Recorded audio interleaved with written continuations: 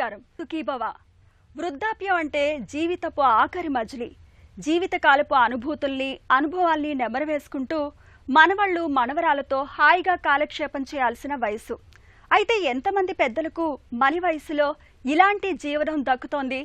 ఎక్కువ మంది వృద్ధులు వయసుతో పాటు కమ్ముకొచ్చే వ్యాధులు, బాధలతో శేష జీవితాన్ని గడిపేందుకు ఆపసోపాలు పడుతుంటారు. కీళ్ల నొప్పులు, మోకాళ్ళ నొప్పులు, బీపీలు, షుగర్లు, గుండె జబ్బులు, క్యాన్సర్లతో సతమతమవుతూ ఉంటారు. అయితే ఇవేమీ అధిగమించలేని సమస్యలేవీ కాదు. వయసులో ఉన్నప్పటి నుంచే ఆరోగ్యకరమైన జీవనశైలిని అలవర్చుకుంటే చాలు. మలి వయసు జీవనానికి జీవిత బీమా చేసుకున్నట్లే. వయసుతో పాటు కమ్ముకొచ్చే సమస్యలు, వాటిని అధిగమించే మార్గాల గురించి ఇప్పుడు తెలుసుకుందాం. వృద్ధాప్యం అంటే జీవితపు ఆఖరి మజిలీ. ఆధ్యాత్మిక చింతనతో అనుభవాల అనుభూతుల్ని కమ్మగా నెమరేసుకుంటూ మనవళ్ళు మనవరాళ్లతో హాయిగా కాలక్షేపం చేయాల్సిన పండు వయస్సు. కానీ మలి వయసులో అందరికీ ఇలాంటి జీవనం సాధ్యపడుతోందా అంటే కాదనేదే సమాధానం. ఒంట్లో సన్నగిల్లిన జవసత్వాలకు తోడుగా రకరకాల వ్యాధుల ముట్టడిలో చిక్కి ఈసురోమంటూ ఈతి బాధలతో శేష జీవితాన్ని నెట్టుకొచ్చేవాళ్లే మనకు ఎక్కువ మంది కనిపిస్తారు.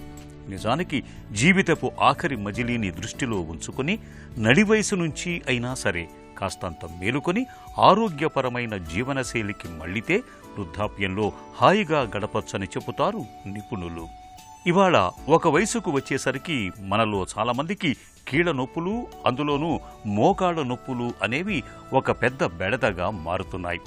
ఇక స్త్రీలలో మోకాళ్ల నొప్పులకు తోడుగా ఎముకలు పెడుసుబారిపోవటం, చిన్న కుదుపులకే చిటుక్కున విరిగిపోవటం అనేది ఎక్కువగా ఉంటోంది. బరువును అదుపులో ఉంచుకోవటం, నిత్యం వ్యాయామం చేయటం ద్వారా మలి వయసులో ఈ సమస్యల్ని చాలా వరకు నివారించుకోవచ్చు. ప్రపంచంలో వృద్ధుల సంఖ్య నానాటికి ఎక్కువ అవుతోంది. అనేక ఆరోగ్య వసతులు పెరగటం వల్ల, ముఖ్యంగా అభివృద్ధి చెందిన దేశాల్లో, జపాన్ అనే దేశాల్లో వృద్ధులు చాలా ఎక్కువ అవుతున్నారు. ఇప్పుడిప్పుడే మనలాంటి దేశంలో కూడా, అంటే అభివృద్ధి చెందిన దేశాల్లో కూడా వృద్ధుల సంఖ్య ఎక్కువ అవుతుంది. దీంతోపాటు వృద్ధులలో ప్రత్యేక ఆరోగ్య సమస్యలు అనేకం చూస్తున్నాం.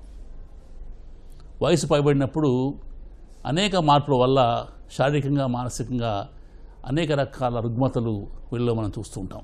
60 సంవత్సరాలు పైబడిన వారిలో దాదాపు 90% మందిలో మన సాధారణ కీళ్ళ నొప్పులు చూస్తుంటాం. ఇది ముఖ్యంగా డీజనరేషన్, అంటే వయసు వల్ల మన కణజాలంలో వచ్చే మార్పులు. ముఖ్యంగా మనం చూసేది మన దేశంలో మోకాళ్ళ నొప్పులు. ఈ రోజుల్లో పట్టణాల్లోనూ గ్రామాల్లో కూడా చాలామందికి మన మోకాళ్ళ నొప్పులు చూస్తున్నాం. దీన్ని ఆస్టియో ఆర్థరైటిస్ అంటాం. అలాగే కొంతమందిలో తుంటి అంటే హిప్ నొప్పులు, కొంతమంది సర్వైకల్ స్పాండిలోసిస్ మెడ నొప్పులు, భుజాల నొప్పులు కూడా చూస్తూ ఉంటాం. ఇది కాకుండా ఆస్టియోపోరోసిస్, వయసు పడిన వారిలో ఎముకలు పెలుసుగా మారతాయి. ముఖ్యంగా స్త్రీలలో ఎక్కువ. వయసు ఆగిపోయిన తర్వాత, అంటే మెనోపాజ్ వచ్చిన తర్వాత చాలామందిలో మన స్త్రీలలో ఆస్టియోపోరోసిస్ సర్వసాధారణంగా చూస్తున్నాం. ఇది కాకుండా కొంతమంది మగవారిలో కూడా ఈ ఆస్టియోపోరోసిస్ కనపడుతుంది. అయితే ఇది ఆస్టియోపోరోసిస్ రాకుండా ముందుగానే మనం జాగ్రత్తలు పాటించాలి.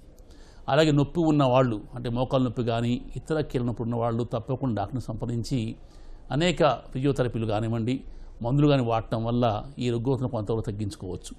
అదేవిధంగా ఆహారంలో సమతుల ఆహారం సరైన కాల్షియం ఉండేట్టుగా చూసుకోవాలి. అది కాకుండా పెద్ద వయసులో అందరూ, మగవారు ఆడవారు కూడా తప్పకుండా కాల్షియము, విటమిన్ డి సప్లిమెంట్స్ వాడుతూ ఉండాలి. అదేవిధంగా మోకాళ్ళ నొప్పి ఉన్నవాళ్ళు కొన్ని జాగ్రత్తలు పాటించాలి. కింద కూర్చోకూడదు, మెట్లు ఎక్కటం దిగ్గటం బాగా తగ్గించాలి, బరువు తగ్గాలి. అదేవిధంగా అతి ముఖ్యమైన ఫిజియోథెరపీ, క్వాడ్రిసెప్స్ మజిల్ బాగా గట్టిపట్టడం వల్ల చాలా వరకు కూడా ఈ మోకాళ్ళ నొప్పులు తగ్గుతుంటాయి. కాబట్టి ఫిజియోథెరపీ సలహా మేరకు ఇంట్లోనే మనం ఫిజియోథెరపీ చేసుకుంటూ ఉండాలి. ఒకవేళ మీకు ఆపరేషన్ అవసరమైనా సరే ఫిజియోథెరపీ చేయకుండా ఆపరేషన్ చేయించుకుంటే ఫలితం ఉండదు. అన్ని రకాల పద్ధతులు కూడా పనిచేయకపోతే, ఆ వ్యక్తి జీవితం కష్టంగా ఉంటే, నొప్పులు ఎక్కువగా ఉంటే తప్పకుండా మీరు టోటల్ నీ రీప్లేస్మెంట్, దీన్నే టీకేఆర్ అంటాం, ఇది చేయించుకోవటం వల్ల చాలామందిలో మంచి ఉపశమనం కలుగుతుంది. దీనివల్ల మీరు మళ్ళీ యాక్టివ్గా, అంటే మీ క్వాలిటీ ఆఫ్ లైఫ్ ఇంప్రూవ్ అవుతుంది. వయస్సు పెరుగుతున్న కొద్దీ ఒంట్లో జవసత్వాలు సన్నగిల్లినట్లే అవయవాల పనితీరు కూడా తగ్గుతూ వస్తుంది. ఫలితంగా పెద్దవాళ్లు సరిగా వినలేకపోతూ ఉంటారు. చూపు తక్కువ కావటంతో మనుషుల్ని సరిగా గుర్తుపట్టలేకపోతుంటారు. జ్ఞాపక శక్తి సన్నగిల్లటంతో చెప్పినవేవి సరిగా గుర్తుంచుకోలేకపోతుంటారు. దీంతో ఇంట్లో వాళ్ళు ఈ ముసలితనంలో ఇంతేలే, చాదస్తం పెరిగింది, మతిమరుపు వచ్చేసిందని సర్ది చెప్పుకుంటూ ఉంటారు. ఇక జీవిత భాగస్వామి తోడు లేకపోవటం, ఒంటరితనం, పిల్లలు దూరంగా ఉండటం ఇవన్నీ పెద్దల్లో మానసికంగా తీవ్రమైన కలవరాన్నే తెచ్చిపెడుతూ ఉంటాయి. చాలా మంది డిప్రెషన్లోకి వెళ్ళిపోతూ ఉంటారు. నిజానికి మలి వయసులో కమ్ముకొచ్చే ఈ మానసిక చిక్కులు అధిగమించలేనంత చిక్కు సమస్యలేమీ కాదు. వయసుతో పాటు మనసును, శరీరాన్ని చురుకుగా ఉంచుకుంటే చాలు. వృద్ధాప్యంలో జ్ఞాపక శక్తిని చక్కగా ఉంచుకోవచ్చు. ఒత్తిడి, ఆందోళన వంటి మానసిక చికాకుల్ని దూరంగా ఉంచవచ్చు. పెద్దవారిలో, వయసు పడిన వారిలో అతి ముఖ్యమైన సమస్య మానసిక సమస్యలు. చాలామంది కూడా కుంగుబాటుకి, డిప్రెషన్ లోనవుతూ ఉంటారు. దీనికి అనేక కారణాలు. ఒకటి, 65 సంవత్సరాల పైవారిలో చాలామంది, దాదాపు 90% మందికి ఏదో ఒక జబ్బు ఉంటుంది. దానివల్ల కుంగిపోతూ ఉంటారు. అది కాకుండా చాలామందికి ఈ మధ్య పిల్లలు దూరంగా ఉంటున్నారు. మనకు వచ్చిన ఈ ఇన్ఫర్మేషన్ టెక్నాలజీ, కంప్యూటర్ విప్లవం వల్ల చాలామంది పిల్లలు విదేశాలకు వెళ్ళిపోయారు. ఇక్కడ తల్లిదండ్రులు వృద్ధులై ఒంటరిగా ఉంటున్నారు. అది కాకుండా కొంతమందికి వారి స్పౌజ్, అంటే వారి సహచర్యం చనిపోవటం వల్ల కూడా ఒంటరి వారు అవుతున్నారు. అది కాకుండా కొంతమందికి ఆర్థిక సమస్యలు, కొంతమందికి ఇతర సమస్యల వల్ల చాలామంది కుంగుబాటు లోనవుతుంటున్నారు. చాలామంది వారి స్నేహితులు కోల్పోతూ ఉంటారు. చాలామంది వారి జబ్బులు ఉండటం వల్ల ఇంటి నుంచి బయటికి రాలేక ఇంటికే పరిమితం ఉంటున్నారు. దీనివల్ల చాలామంది కూడా డిప్రెషన్లోనే అనేక రకమైన మానసిక సమస్యను ఎదుర్కొంటున్నారు. ఇలా రాకుండా ఉండాలంటే మీ అందరికీ ఒక హాబీ ఏర్పరచుకోవాలి. స్నేహితులతో ఎప్పుడు కూడా టచ్లో ఉండాలి. అది సోషల్ మీడియా కావచ్చు, ఫోన్ కావచ్చు, ఇంకేదైనా కావచ్చు, మీరు వారితో టచ్లో ఉండాలి. సాధ్యమైతే బయటికి వెళ్ళి నడక, అదేవిధంగా క్లబ్కు వెళ్ళటం, లేకపోతే గ్రామాల్లో ఉంటే రచ్చబండ్లాంటి దగ్గరికి పోయి కబుర్లు చెప్పుకోవడం చేస్తూ ఉండాలి. అదే వారి పిల్లలతో కూడా తరచూ సంభాషిస్తున్నారు. పిల్లలు కూడా ఈ సంగతి తెలుసుకుని వారితో తరచుగా సంభాషిస్తూ, ఫోన్లో అయినా, ఈరోజు వీడియో కాల్ కూడా చాలా సులభంగా లభ్యమవుతుంది కాబట్టి వీడియో కాల్ ద్వారా వారిని మాట్లాడుతూ వారికి ఎప్పుడు కూడా టచ్లో ఉంటే కొంతవరకు ఈ కుంగుబాటు తగ్గే అవకాశం ఉంది. అది కాకుండా కొంతమందికి ఈ యాంటీడిప్రెసెంట్స్ అవసరమై ఉండే అవకాశం కాబట్టి వాటి సరైన మోతాదులో డాక్టర్ని సంప్రదించి ఆ మందులు వాడుతూ ఉండాలి. మలి వయసులో మనలో చాలా మందికి హై బీపీ, షుగర్, గుండె జబ్బులు, క్యాన్సర్లతో సహజీవనం తప్పడం లేదు. మనవళ్ళు, మనవరాలతో హాయిగా కాలక్షేపం చేయాల్సిన వయసులో ఈ మొండి జబ్బులపై పోరాటంలో చాలా మంది అలసిపోతుంటారు. నిజానికి యుక్త వయసు నుంచే ఈ జబ్బులపై అవగాహన పెంచుకుని ఆరోగ్యకరమైన జీవన శైలికి మళ్ళితే మలి వయసు జీవితంలో వ్యాధుల ఈతి బాధలు చాలా వరకు తప్పుతాయి. వృద్ధాప్యంలో ఆరోగ్య సమస్యల గురించిన మరిన్ని వివరాలు ఇప్పుడు తెలుసుకుందాం. మలబద్ధకం, మూత్రగండాలు మలివయసు జీవనాన్ని దుర్భరంగా మార్చే సమస్యలివి. వయసు పెరుగుతున్న కొద్దీ చాలా మంది శారీరక శ్రమను బాగా తగ్గించేస్తూ ఉంటారు. దీనికి తోడు తినే తిండిలోనూ చాలా మార్పులు వచ్చేస్తూ ఉంటాయి. నోట్లో దంతాలు ఊడిపోతూ ఉండటంతో సరిగా నమలలేకపోతూ ఉంటారు. దీంతో పీచు పదార్థాలు, కాయగూరల్ని బాగా తగ్గించేసి తేలికగా అరిగే పిండి పదార్థాల్ని ఎక్కువగా తీసుకోవటం మొదలు పెడుతూ ఉంటారు. ఫలితంగా వృద్ధాప్యంలో చాలా మందికి మలబద్ధకం అనేది పెద్ద సమస్యగా మారుతూ ఉంటుంది. ఇక మలి వయసులో మూత్రం ఆపుకోలేకపోవటం అనేది స్త్రీ పురుషులు ఇద్దరినీ బాగా ఇబ్బంది పెడుతూ ఉంటుంది. స్త్రీలలో కాన్పులు, ఆపరేషన్లు, కటివలయ కండరాలు బలహీనపడటం వల్ల, పురుషుల్లో ప్రోస్టేట్ గ్రంథి పెరగటం వల్ల వృద్ధాప్యంలో మూత్రం ఆపుకోలేకపోవటం, మూత్రం లీక్ అవ్వటం, తరచూ మూత్రానికి వెళ్లాల్సి రావటం వంటి సమస్యలు ఎదురవుతూ ఉంటాయి. ఈ మూత్రగండాలకు ఇవాళ మన ముందు చక్కటి చికిత్సలు, పరిష్కార మార్గాలు అందుబాటులో ఉన్నాయని చెబుతున్నారు డాక్టర్. వృద్ధాప్యంలో మనకు కనపడే ఇంకొక సాధారణ విషయం ఏంటంటే మూత్ర విసర్జన సమస్యలు. ఇది స్త్రీలలోనూ అదేవిధంగా పురుషుల్లోనూ కనపడుతూ ఉంటుంది. అదేవిధంగా మలబద్ధకం, దీన్ని మనం ఇంగ్లీష్ కాన్స్టిపేషన్ అంటాం. ఈ సమస్య కూడా చాలా ఎక్కువగా కనపడుతుంది. అయితే ఈ మూత్ర విసర్జన సమస్య మగవాళ్ళలో ప్రాస్టేట్ గ్రంథి వల్ల రావచ్చు, లేదా ఆ యూరిన్ ట్యూబ్, దాన్ని మనం యురెత్రా అంటాం, స్ట్రిక్చర్ రావడం వల్ల, అది చాలా సన్నగా కావడం వల్ల రావచ్చు, లేదా ఇతర సమస్యలు కూడా ఇందులో మనకు కనపడే అవకాశం ఉంది. కాబట్టి డాక్టర్ని సంప్రదించి వెంటనే ఈ ప్రాస్టేట్ గ్రంథి మామూలుగా వాచిందా, దానికి మందులు వాడి చాలా తగ్గుతుంది, కొంతమందికి ఆపరేషన్ అవసరం రావచ్చు, లేదా కొంతమందిలో ప్రాస్టేట్ క్యాన్సర్ కూడా వచ్చే అవకాశం ఉంది. కాబట్టి సంవత్సరానికి 10 సార్లు తప్పకుండా PSA test, prostate specific antigen test చేయించుకోవాలి. దాని ద్వారా మనకు అర్థమవుతుంది మామూలు ప్రాస్టేట్ వాప లేకపోతే క్యాన్సర్ వల్ల వచ్చిన వాప అర్థమవుతుంది. కాబట్టి దాని ప్రకారం మనం చికిత్స చేయించుకోవాలి. చాలామంది స్త్రీలలో పెద్ద వయసులో యూరిన్ లీక్ అవుతూ ఉంటుంది. ఎప్పుడంటే బాగా దగ్గినా, తుమ్మినా లేదా గట్టిగా మాట్లాడిన ఒక్కొక్కసారి యూరిన్ లీక్ అనేక ఇబ్బందులకు లోనవుతూ ఉంటారు. ఒక్కొక్కసారి వాళ్ళు బయటకు కూడా రాలేరు. అటువంటి వారికి సరైన చికిత్సలు ఎన్నో లభ్యమవుతున్నాయి. దీనికి కారణం ఏమిటి? దీన్ని స్ట్రెస్ ఇన్కాంటినెన్స్ అంటాం. దీనికి ఆపరేషన్లు మందులు కూడా లభ్యమవుతున్నాయి. కాబట్టి వెంటనే డాక్టర్ని సంప్రదించి దానికి సరైన మందులు వాడాలి. సో అది కాకుండా వృద్ధాప్యంలో మనం మలబద్ధకం చూస్తుంటాం. దీనికి అనేక కారణాలు. ఒకటి, వీరికి ఉన్న ఆటోనమిక్ నర్వస్ సిస్టమ్ బాగా డిజనరేషన్ కావటం వల్ల కాన్స్టిపేషన్ వస్తుంది. అదేవిధంగా వీరు తినే ఆహారంలో పీచు పదార్థాలు అంటే ఫైబర్ సరిగ్గా లేకపోవడం వల్ల, పండ్లు సరిగ్గా తినకపోవడం వల్ల, అదే నీరు సరిగ్గా తాగకపోవడం వల్ల కూడా ఈ మలబద్ధకం వస్తుంది. కొంతమంది కొన్ని మందులు వాడటం వల్ల బీపీకి, మానసిక సమస్యలకి ఎన్నో రకాల మందులు వాడుతుంటాం. ఒక్కోసారి నొప్పి నివారణ మందులు కూడా వాడుతూ ఉంటాం. వీటి వల్ల కూడా కాన్స్టిపేషన్ వస్తుంది. ఈ కాన్స్టిపేషన్ కొంతమందిలో అరుదుగా ఇది క్యాన్సర్ వల్ల కూడా కావచ్చు. కాబట్టి 65 సంవత్సరాలు పైబడిన వాళ్ళు తప్పకుండా మన దేశంలో కొలనోస్కోపీ పరీక్ష చేయించుకుంటూ ఉండాలి. ఒకవేళ మలద్వారం ద్వారా రక్తం వస్తే వెంటనే డాక్టర్ని సంప్రదించాలి, ఏమాత్రం ఆలస్యం చేయకుండా. కాన్స్టిపేషన్ వచ్చినప్పుడు చాలా మందులు మార్కెట్లో లభ్యమవుతుంటాయి. సెల్ఫ్ మెడికేషన్ వాడకుండా ఆ కాన్స్టిపేషన్ కారణం కనుక్కొని తర్వాతనే మనం ఈ కాన్స్టిపేషన్కి మందులు వాడుతూ ఉండాలి. అదేవిధంగా ఇది రాకుండా ఉండాలంటే ఆహారంలో కూరగాయలు, పళ్ళు అంటే పీచు పదార్థాలు బాగా ఉండే ఆహారం తింటూ ఉండాలి. సరైన మోతాదులో మంచినీళ్ళు తాగుతూ ఉండాలి. ఇలా తాగినప్పుడు చాలామందికి కూడా మీకు కాన్స్టిపేషన్ రాకుండా ఉంటుంది. మలి వయసు వచ్చేసరికి మనలో చాలామందికి హై బీపీ, షుగర్ వంటి సమస్యలు తోడవుతున్నాయి. యుక్త వయసు నుంచి ఆరోగ్యకరమైన జీవనశైలిని పాటించటం ద్వారా ఈ సమస్యలను సాధ్యమైనంత వరకు మన దరికి చేరకుండా చూసుకోవచ్చు. అయితే అన్నిసార్లు హై బీపీ, షుగర్ సమస్యల్ని మనం తప్పించుకోలేకపోవచ్చు. ఇలాంటప్పుడు మందులు, ఆహార, వ్యాయామాల సాయంతో వాటిని చక్కగా అదుపులో ఉంచుకోవాలి. వీటిని నిర్లక్ష్యం చేస్తే గుండె జబ్బులు, పక్షవాతం వంటి విపత్తులు ముంచుకొస్తాయి. కాబట్టి తరచూ పరీక్షలు చేయించుకుంటూ చికిత్సలు కొనసాగించాలి. ఇక వయసు పెరుగుతున్న కొద్దీ స్త్రీలకు రొమ్ము క్యాన్సర్, గర్భాశయ ముఖద్వార క్యాన్సర్లు, పురుషులకు ప్రోస్టేట్ క్యాన్సర్ ముప్పు పెరుగుతూ ఉంటుంది.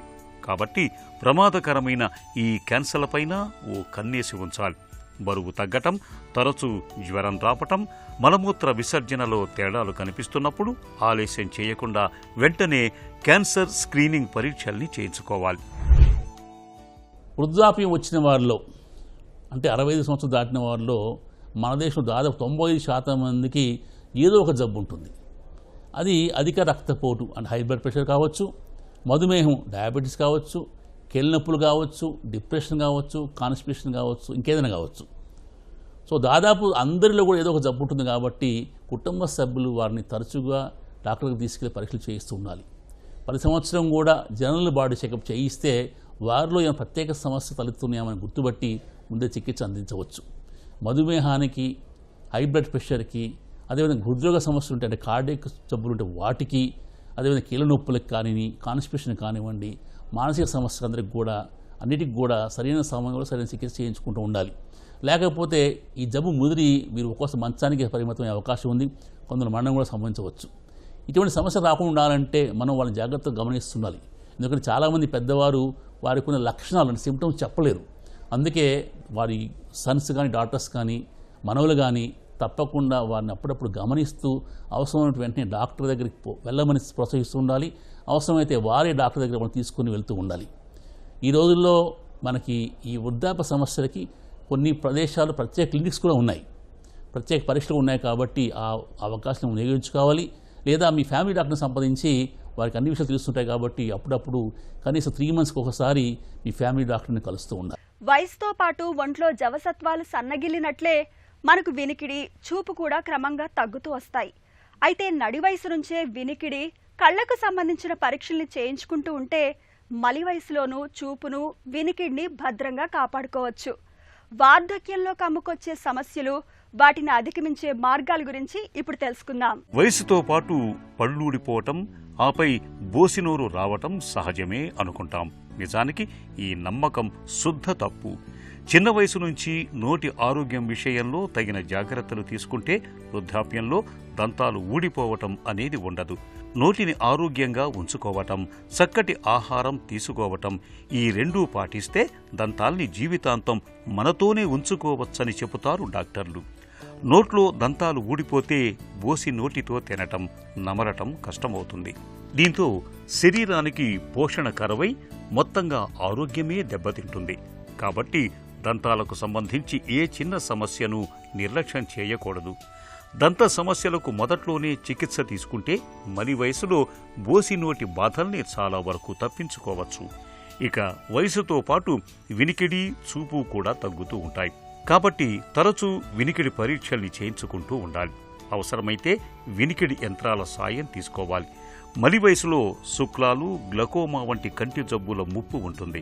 కాబట్టి తరచూ కంటి పరీక్షల్ని చేయించుకుంటూ ఉండాలి.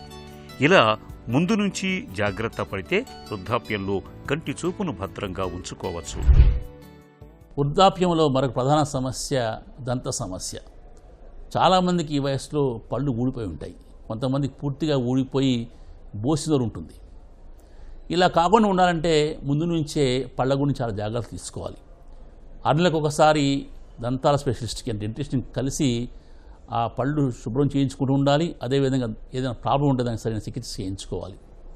దంతం ఊడిపోయినట్టయితే వెంటనే ఆ దంతాన్ని ఇవాళ రేపు రిప్లేస్ చేస్తున్నారు. అనేక రకాల కొత్త పద్ధతుల్లో ఇంప్లాంట్స్ పెడుతున్నారు. కాబట్టి మనం చాలా వరకు ఈ సమస్యని సరిగ్గా ట్రీట్మెంట్ చేయించుకోవచ్చు. అదేవిధంగా దంతాల్లో ఇన్ఫెక్షన్ ఉంటే, పంటిలో కానీ చిగుల్లో కానీ ఇన్ఫెక్షన్ ఉంటే ఆ ఇన్ఫెక్షన్ ఒళ్ళంతా పాకి అనేక సమస్యలు వచ్చే అవకాశం లేకపోలేదు. అందుకనే ఎప్పటికప్పుడు దంతక్షయాన్ని నివారించడం కోసం డాక్టర్ని కలుస్తూ ఉండాలి.